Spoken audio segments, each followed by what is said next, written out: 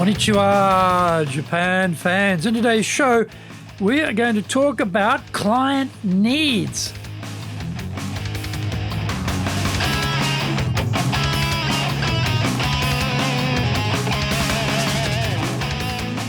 Za eigyo desu.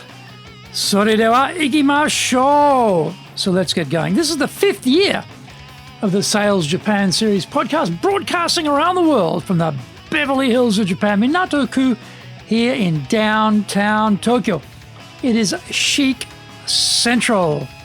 I'm your host, Dr. Greg Story, your corporate coaching and training guy, committed to your success, the president of Dale Carnegie Training Tokyo, Japan, and the 3-time best-selling author of Japan Sales Mastery, Japan Business Mastery, Japan Presentations Mastery, and now my new book in Japanese, Za Eigyo, is available on Amazon.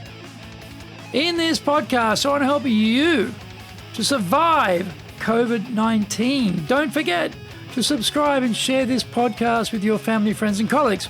We are not being sponsored by Libsyn, but we value your privacy, which is why we have our podcast hosted by Libsyn, who, unlike many other podcast hosts, have a strict policy that does not allow access to your private information by anyone. Here is our daily podcast lineup on iTunes. Mondays, the Cutting Edge Japan Business Show. Tuesdays, the Presentation Japan series. Every second Tuesday, the Business Tatsujin no Oshie Show. Wednesdays, the Sales Japan series. Thursdays, the Leadership Japan series. And every second Thursday, the Business Pro Podcast Show. Fridays, the Japan Business Mastery Show. And Saturdays, Japan's top business interviews. This is episode number 269. Today we're talking about the client needs analysis process. In the last episode, we looked at uncovering any buyer misperceptions about our organization and then dealing with them. How did that go? Today, we will work on one of the most critical phases in the buying cycle, uncovering buyer needs. Depending on where the client sits in the buyer organization, they can have different needs. In broad brush terms, we can assume that the CEOs are strategy focused, CFOs are bottom line focused, the user buyers are interested in ease of use, and the technical buyers are checking up on the spec to make sure it matches up with what they need. It doesn't always fall out so neatly, but experience tells us that directionally, these framings are usually true.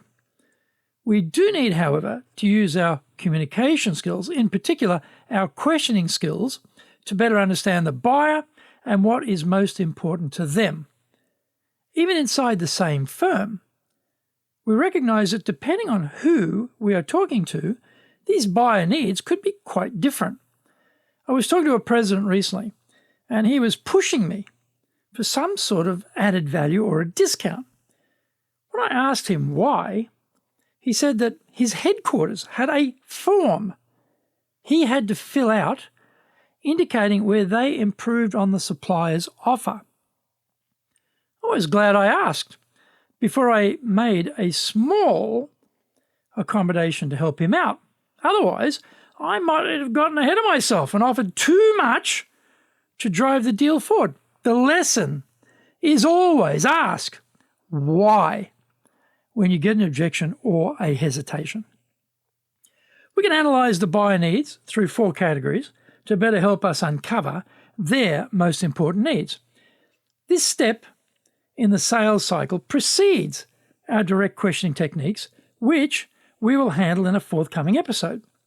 To design good questions, we have to know what we are looking for, and this is a vital step in our sales process. Number 1, primary interest. The client is mainly interested in the outcome of the buying decision and not so much interested in the tool which delivers the outcome. It might be more revenues, enhanced effectiveness, improved efficiency, better safety, increased comfort, greater flexibility, higher quality, or an increasing ROI. Spending all of our time talking about the tool rather than the outcome the tool will furnish rather misses the point. We're going to face many needs. However, we need to zero in on the most high priority need and focus right there. Number 2, buying criteria. There are the must-haves, which cover the basics of the solution. These will include budget, features, internal approvals, after-sales support, location requirements, quantity, quality, etc. These are often related to the application of the solution and how it will play out in reality for the buyer and the internal company divisions it will impact. Find out more when we come back from the break.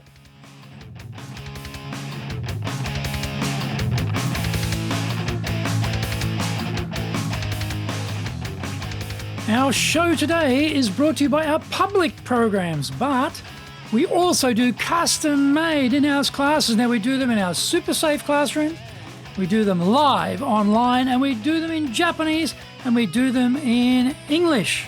Today's episode is brought to you by, on the 2nd of February 2022, we are doing the Dale Carnegie course. On the 3rd of February, we are doing the High Impact Presentations course. On the 8th of February, we're doing Confident English.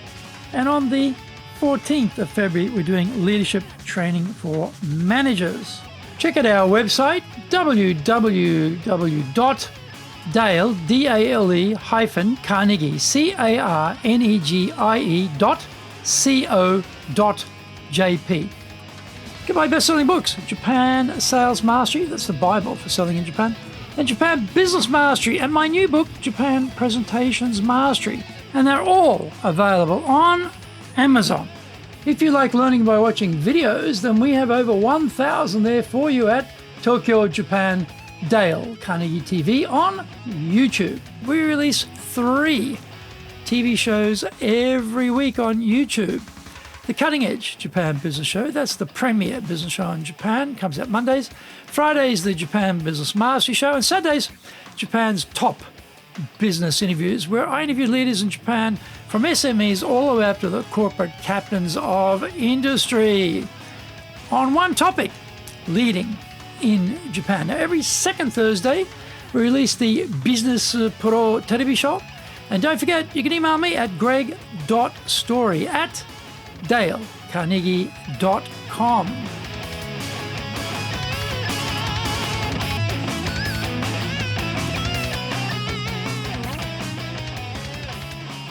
Welcome back.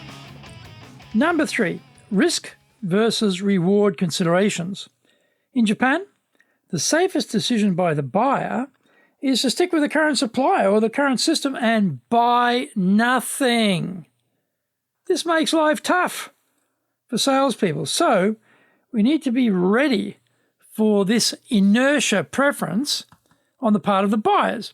In this case, the decision we want them to consider is the opportunity cost of no action. Initially, taking no action looks like there is no cost attached to it. In fact, there is an opportunity cost of the lost opportunity. This lost opportunity may favor a competitor's position vis-a-vis this buyer, or it may lead to missing a turning point in the market. The purchase is designed to improve the situation of the buyer. Their question, however, is to what extent does the return justify the cost of the investment? How much will the buyer get back for every dollar they spend? We have to be pouring on the value for the buyer in order to make that buying decision much easier. If we don't come with concrete numbers, we will have a hard time to convince them. Number 4, individual motive. We all have compelling emotional reasons for buying. It might have to do with strengthening our relationships within the company, gaining recognition for our good work, getting a bigger bonus, keeping our job, or maybe being promoted. We may feel a sense of self-fulfillment that we have made a contribution. We may be worried about internal rivals and need a quick win. It could be something which increases our power within the organization. Human nature is such that we are all primarily focused on our own needs first and the company needs second. As salespeople, we know that about our buyers, and we need to adjust our communication accordingly.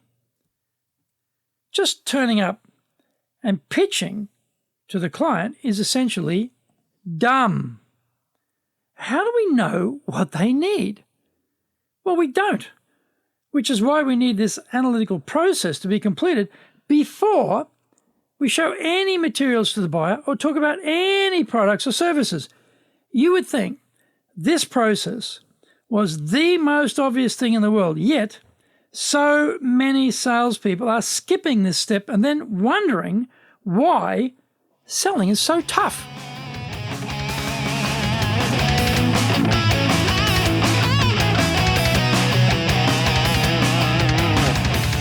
Thank you for joining the Sales Japan series. If you found the program useful, please work on your karma and share it with your family, friends, and colleagues. Don't forget to subscribe and share this podcast.